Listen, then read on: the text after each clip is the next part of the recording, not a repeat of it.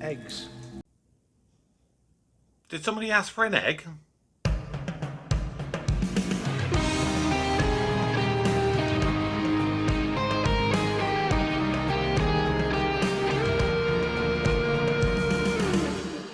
Hello everybody, welcome back to the channel. My name's Kevin, I'm a geek. You are watching Kevin the Geek and welcome to the first half of Series 7 of my Doctor Who reviews. I will be going all the way up through to the midpoint Christmas special, which was The Snowman, at which point I will then pause all of my normal regular content for the month of December and focus on purely Christmas related stuff. And then at some point in the new year, I will of course come back to the second half of Series 7, which is where we will get the new companion, who was introduced in this episode. Well, sort of. You're a new clever boy. And remember, it was very confusing. I remember watching this episode, and I even remember where I was. It was at my mum's old house, the house I grew up in, and I was watching in the dining room because my family always insist on talking all the way through any Doctor Who episodes, or rather any TV in general. So I always had to watch something for the first time by myself. It was the only way I could kind of get to grips with it. And I don't necessarily think I've still 100% got to grips with it. Which never made any sense to me. But let's go back for a brief moment to the 15th of December of 2011, which is when it was first announced that Amy and Rory, Karen Gillan and Arthur Darvill would be leaving the cast of Doctor Who. And it was very, very kind of cryptic with the wording, because Stephen Moffat, he made the announcement at a screening of the Christmas episode, so The Doctor, the Widow and the Wardrobe, the one I reviewed last week. But so this was before it actually came out on TV. This was just a general press screening. And he said, "The final days of the Ponds are coming. I'm not telling you when or how, but that story is going to come to a heartbreaking end." So we knew by the point of this episode airing in September of 2012 that Amy and Rory would at some point leave. We also knew who the new companion was, because again it was actually revealed on the 21st of March 2012 that former Emmerdale actress Jenna-Louise Coleman has landed the role of the Time Lord's new companion in Doctor Who, as confirmed by the BBC. But once again, it was not said when, who, how. We just didn't know anything. So when Jenna-Louise Coleman appeared in this episode, I think a lot of people, myself included, were like, "Oh, is this her?" Because I knew the face. I don't think I'd ever really seen anything that she'd been in. I mean, granted, I had seen, I think just by this point, the Captain America movie, the first one, in which she was a very, very brief appearance in that. But other than that, I hadn't seen anything that she had done. But I knew her face from looking at the articles and trying to read up about her, trying to guess what she was going to be like as a potential companion. So when she came up, I was very much like, is that her? And so all the way through the episode, it was very distracting for me, because I was just constantly going, is that her? Is that her? So when she gets effectively killed off by the end of the episode, which I'll come to the ending shortly, I was very much like, oh, then maybe that wasn't her. Maybe it's just someone who looks a bit like her. Then I looked in the credits and I was like, that was Jenna-Louise Coleman. So was she in this? And then, similar to maybe like Free Madgerman, they liked her and so they chose to put her in something else as a different character. And so I think the same with everyone. We were just left with weeks and months of wondering, going, what the hell is going on? Which is a credit to Stephen Moffat that he likes to keep the fans guessing, but especially watching this episode, it was a major detriment to it. Now let's talk about the episode itself. I'll come back to Clara / Oswin in a brief moment. The whole idea for Stephen Moffat bringing the Daleks into this episode, the reason that they were given a rest during season 6, apart from the tiniest cameo at the end of series 6, was that he felt that the Daleks had become too easy.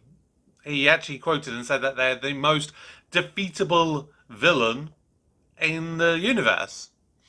So he intended to bring them back and intended to make them scary. What? Sorry, what? Yeah.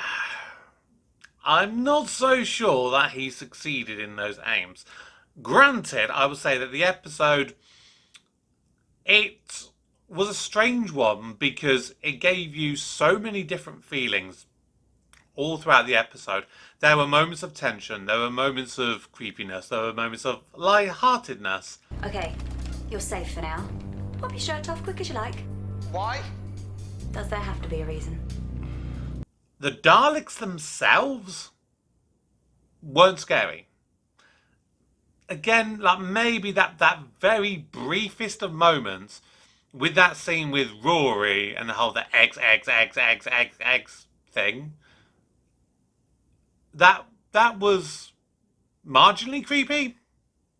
But beyond that, they were just Daleks. They were shooting and missing.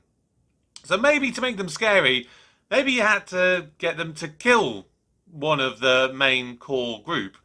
Because, at least in the episodes that I've seen of the Daleks, no main companion or doctor, well, apart from David Tennant, but that was quickly reversed, wasn't it?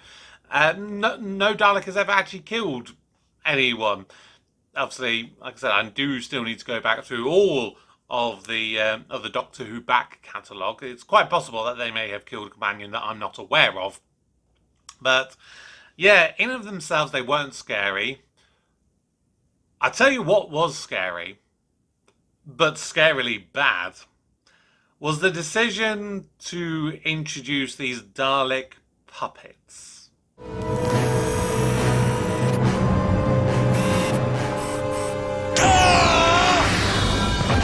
Basically, nanogenes are able to sort of semi-convert a human into a Dalek with the eye stalk popping out of their forehead, with the guns popping out of their hands. I didn't like it back then. I really don't like it now. And I think part of my issue with that is you've basically already got that concept with the Cybermen. And at least that makes genuine sense. You know, you are taking humans and you're cybernetically enhancing them, so they are effectively cyber-enhanced humans. Whereas the Daleks are a completely different race. They're Khaleds who've been mutated by years upon years of war and fighting and experimentation. So to have a robotic eye stalk suddenly crack through the head of a human, or a gun crack through the hand of a human, no, I'm sorry, I just do not buy that for a moment. Now, it may seem that I'm really playing this episode down, which, I'm not going to lie, there was some great stuff in this episode. There was some truly amazing stuff. I would definitely say that the sets were brilliant. I loved the sets that they implemented. And when I come to do my scoring, this next part I will probably include within set more so than anything else, because I think it probably fits the best here. But I love the fact that we brought in old Daleks. They went back and they went through archives and through private collectors to see how many old Dalek models from classical Who they could manage to bring in and put within this Dalek Asylum. I love that they did that. They even brought in the special weapons Dalek from the Remembrance of the Daleks. Granted, it's something that I've not seen, so I can only go by what other people have said when they say, oh, that's a big thing that they did that. But I just love the fact that they did that. But then they made a very big, crucial mistake. You're about to pass through intensive care. Towards the end of this episode, they introduced the idea of this intensive care unit in the Dalek Asylum. And these were all Daleks who had survived encounters with the Doctor. These are the Daleks who survived me. The stories that were mentioned, Spiridon, which referred to the planet of the Daleks, Kemble, which referred to the Daleks' master plan, Iridius, which was the chase, Vulcan, which was the power of the Daleks, and Exelon, which was death to the Daleks. These are all classical Who episodes, and I've not seen them. And yet, straight away, visually, I know that there's a massive continuity error, because the Daleks that you see in these moments is not classical Who Daleks. They are the modern era Bronze Age Daleks that were introduced all the way back in Dalek in Series 1. So, for the attention to detail that they implemented in this, to then basically be let down by the most ridiculous of moments, I think that was a tremendous waste of an opportunity in that particular moment. Now, the Doctor, Amy, and Rory. Annoyingly, they were very average in this. And I would say part of that is based on what we've had before. The Doctor in particular, he had good moments, he had light moments, he had dark moments. It's me playing the triangle. Okay, I got buried in the mix. But there was nothing that really felt new or fresh for the Doctor, even with an event of this sort of magnitude.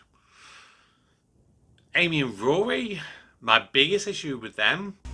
You have to sign these. And then we're not married. Just like magic.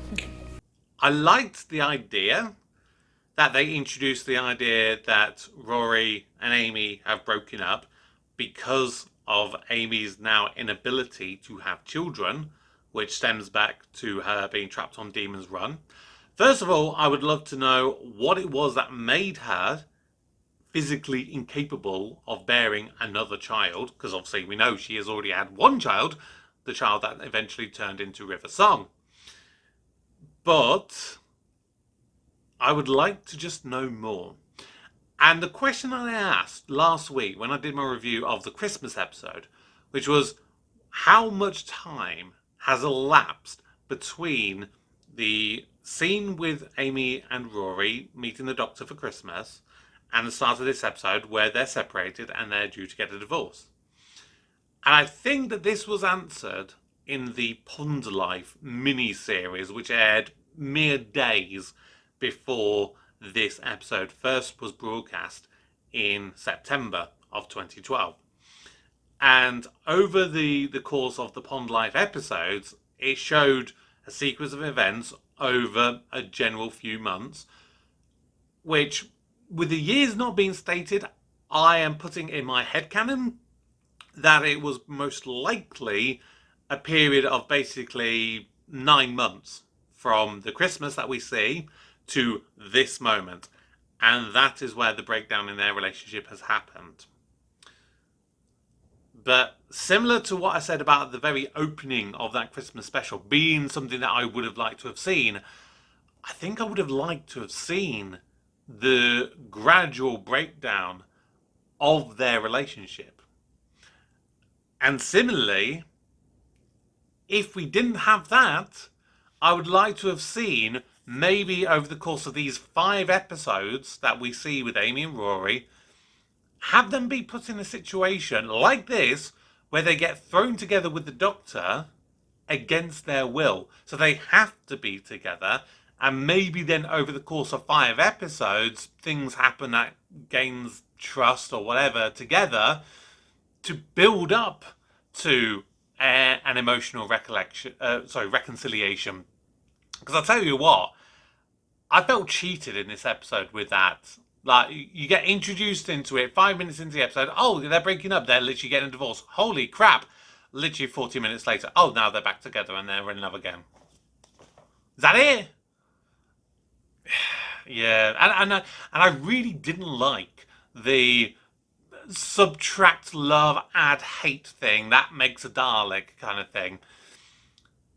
And it's probably for a similar reason that people have really not liked how Closing Time dealt with the thing with Craig, and the crying of his baby sort of overrode the cyber conversion. They've basically done another thing here.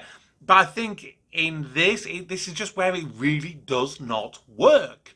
It really, really doesn't. Because, like I said, I think when I explained that, when I did my review of Closing Time, I like to think that there are well-founded arguments as to realistically how and why that could have happened, that Craig could have overcome the cyber conversion, whereas here, he just felt cheap and tacked on. So, in this instance, the power of love was a failure, in my book. But let's talk about the final big thing that I really do want to talk about for this episode. The final big thing that was really good. And that's Oswin. Lovely name, Rory. First boy I ever fancied was called Rory. Okay. Actually, she was called Nina. I was going through a phase. Just flirting to keep you cheerful. Oswin getting introduced to us. First of all, as just an individual character, take away anything that we come to learn about the whole mystery girl, impossible girl thing that we get towards the end of this series. Let's just focus on Oswin as a character. Amazing.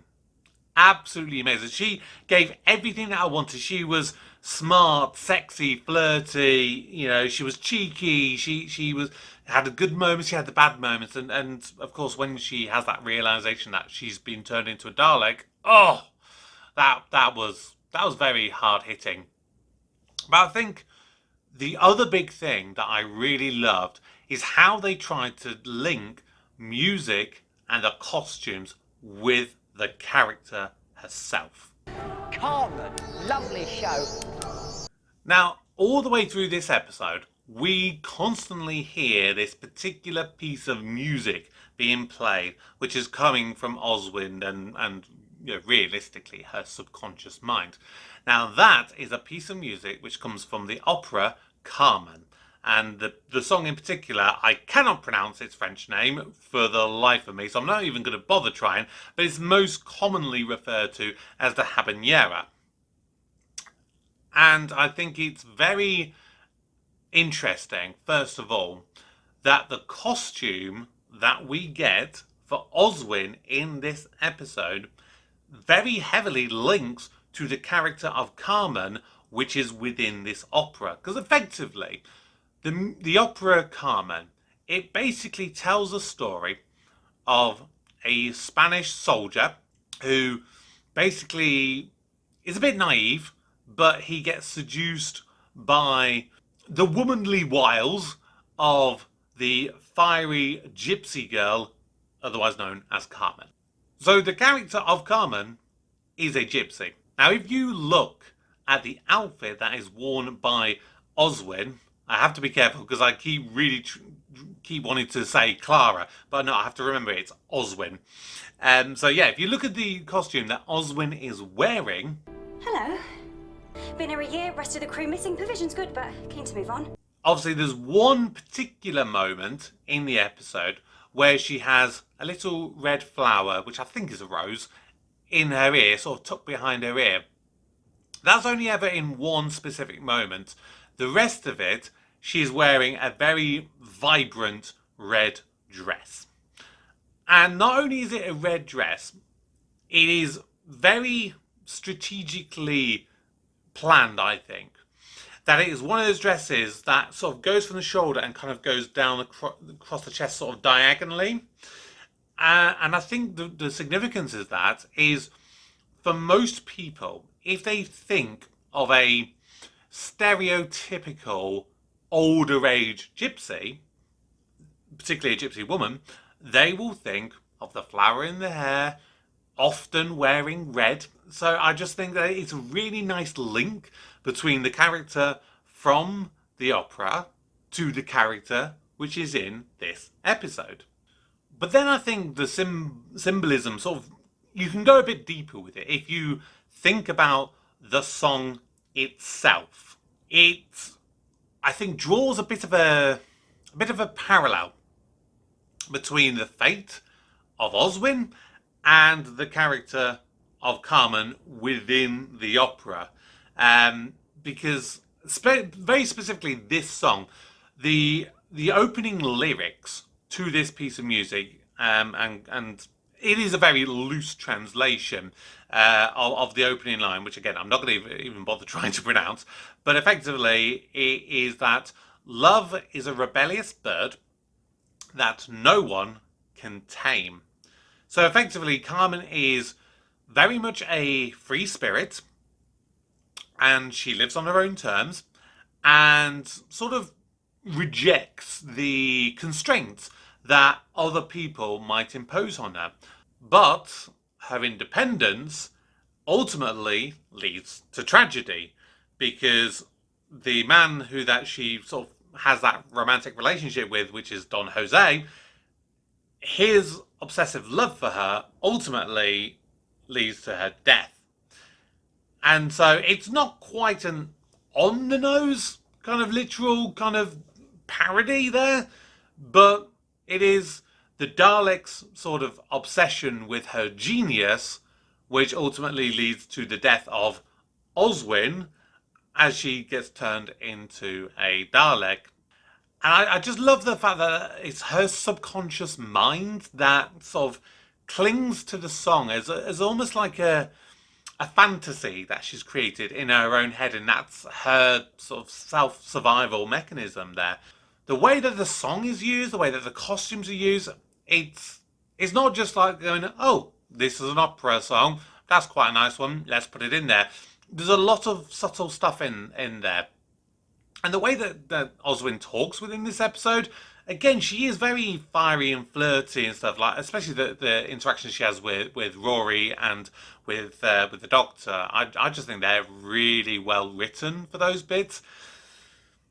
It's just a shame that the rest of the episode didn't quite match the same standards, if you like. So it's a frustrating episode at times, a brilliant episode at times, but I think the ultimate aim in which they were going for, they didn't manage to meet. So, if of course you are new, first of all, please do consider subscribing to the channel and consider joining the Patreon if you want to get early access to my content.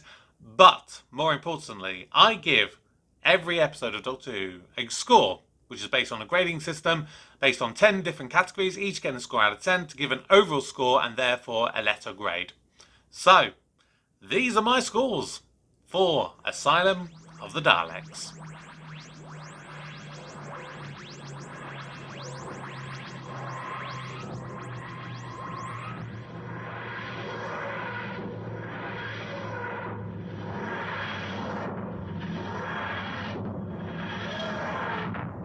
And so, Asylum of the Daleks becomes my joint second highest scoring episode, along with the Daleks in Manhattan two-parter, and it gets a score of 75 marks out of 100, which gives it a B grading. If I had to say right this very moment, with them being the same scores, which one I'd put higher, I guess I'd probably say that I'd put the Dalek two-parter higher, because I think that overall, as an overall average, it does better in more areas, even though that some of those areas may be a bit lower, but then you've got other ones that are a bit higher. But I think that evenly, it sort of balances itself out a bit more, whereas here, there are less things to be positive about. But as an overall episode, I do think it's half decent. I liked the introduction that they did with the updates to the title sequence here, where they're going a little bit different. First of all, the names as they appear, rather than sort of zooming in, big bulky things, they sort of, I don't know, ripple in, if that's maybe the right description for them. They just wobble in rather than go bang. Here you go. Here's the names. And of course, the Doctor Who logo, when it comes up in the title sequence, has a bit of texture to it, which is something that you're going to see over the next few episodes as well. In this case, it kind of gives you the Dalek bumps, as they're sometimes called, or the eggs in this particular episode. But it's just interesting. The one final thing I'll say on this episode is I thought the ending was very stupid. The whole idea that the Daleks apparently have a hive mind where every single Dalek's memory can be deleted just with the few clicks of a button. So their entire memory of the Doctor completely eradicated in an instant. Doctor Who? That I thought was absolutely stupid, and just seemed to be as a way of getting the Daleks to be able to go, Doctor Who! Doctor Who! Again, like we didn't get it enough last series with the whole Doctor Who thing. They had to force feed it in again here, which of course, is understandable, kind of knowing where Stephen Moffat wants to go with the general overall story with Doctor Who, but yeah, I just personally didn't like it. But that is my review of Asylum of the Daleks. Next week it is going to be the episode which probably has one of the best names for an episode in all of Doctor Who, which is Dinosaurs on a Spaceship. That's going to be an interesting one to review. I don't think I've watched that more than once. Yeah, that'll be fun. Join me next week, or join me any other day where I release content. At the moment I do it on a 7-day basis. So, until next time, my name's Kevin. I am a geek, and you've been watching Kevin the Geek. Goodbye.